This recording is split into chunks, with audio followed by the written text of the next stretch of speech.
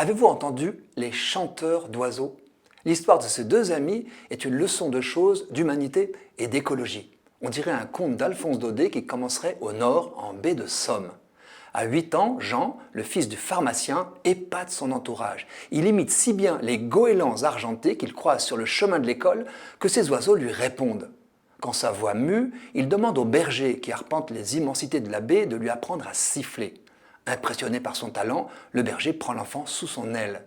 Mais le fils du berger, Johnny, a l'impression qu'on lui vole son père. En grand secret, pour le reconquérir, il apprend tout seul le sifflement du merle noir, oiseau emblématique par sa virtuosité.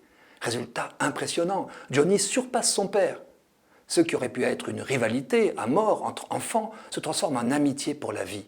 Tous les deux s'entraident et progressent ensemble. De concours en concours, Jean Boucault, devenu pharmacien comme son père, et Johnny Rass, devenu ingénieur, optent pour la carrière de chanteur d'oiseaux en duo. Après avoir guidé les touristes lors de sorties ornithologiques dans la baie, ils se produisent en concert partout en France, puis à l'étranger. Avec 500 oiseaux à leur répertoire, ils ravissent les spectateurs en jouant l'oiseau phare de leur pays. Leur amitié crève l'écran quand ils parlent avec légèreté de leur passion et de leur art, chacun louant les talents de l'autre. L'un siffle à merveille, l'autre trompe les oiseaux tant il imite bien leur langage. Ce langage, à force de s'immerger dans la nature, ils ont appris à le traduire, car chaque chant a sa signification. Cri de contact, chant territorial, de curiosité, d'alerte, de fuite, de rappel des petits, de rassemblement pour la migration. Les deux compères restent enracinés dans leur chère baie de Somme, où ils se ressourcent, mais ils n'en finissent pas de trouver de nouvelles ficelles pour accorder leur pratique à la musique. Associés à un compositeur, pianiste, improvisateur, leur spectacle mêle imitation et pantomime, poésie et humour. À deux, ils jouent les parades nuptiales, les compétitions, les querelles inénarrables. Ils savent ralentir un chant, changer son rythme, l'insérer en contrepoint. Tirant parti de la tonalité des chants d'oiseaux, ils les posent au-dessus d'un orchestre. C'est comme si ces notes tombaient du ciel.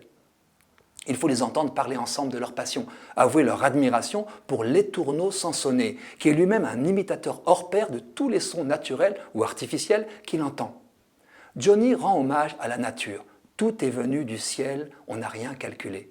J'aime cette confession qui a valeur de profession de foi universelle. On n'a rien calculé, car l'excès de calcul des temps modernes me semble faire obstacle à la vie. Et aussi cette phrase « les choses sont venues de l'ennui », qui rappelle que l'activisme peut entraver la fécondité. Jean et Johnny déplorent qu'on ne perde pas davantage de temps à se poser. Ces deux amis se désolent aussi de la chute de la biodiversité. Ils ont pris leurs plumes. Leur histoire Chanteur d'oiseaux est parue chez Artege. Ils rêvent de créer une école en baie de Somme pour transmettre leur savoir et leur art. C'est une bonne nouvelle.